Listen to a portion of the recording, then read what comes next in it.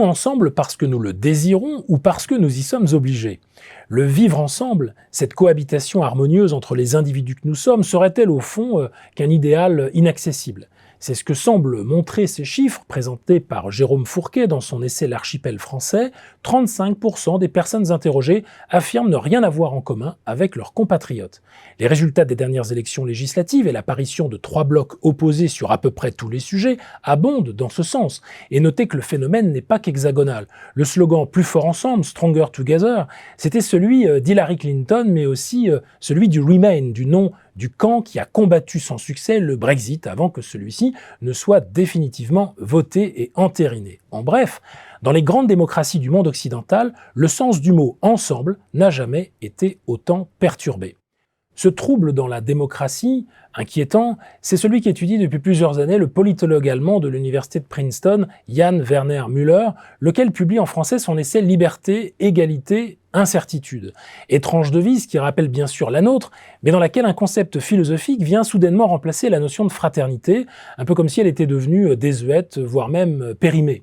Or, ce n'est pas le sens qu'il faut attribuer à ce brusque remplacement, qui pointe en direction de 3 éléments que soulève l'auteur. Le conformisme des élites et la mystification populiste d'abord, expliquant en grande partie pourquoi la fraternité est mise à mal. Ensuite, la défense de l'incertitude en démocratie. Pour Müller, ce principe d'incertitude appliqué aux résultats des élections est la seule raison qui pousse les citoyens à s'engager. Si les élections étaient jouées d'avance en effet, qui pourrait avoir assez d'énergie pour s'impliquer dans un processus démocratique? Mais revenons sur chacun de ces 3 points. Jan Werner Müller remarque que ce sont bien, sur un plan historique, les élites qui sont parfois tentées par une sortie de la démocratie, jamais les gens ordinaires. Par ailleurs, il note que Nigel Farage n'a pas agi tout seul, pas plus que Trump, l'homme enfant comme il le qualifie, qui fut d'abord élu par le Parti républicain américain avec la caution de personnalités supposées compétentes.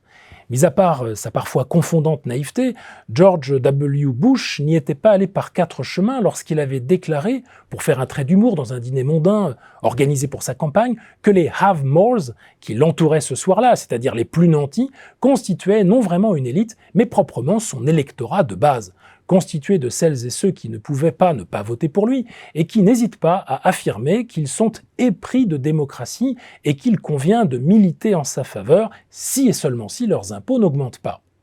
Deuxième point, la mystification populiste, donc source de la polarisation de plus en plus forte des sociétés contemporaines. Ce sont là les pages les plus convaincantes du livre, dans lesquelles il met en évidence le sophisme fondamental de ceux qui prétendent représenter la majorité silencieuse.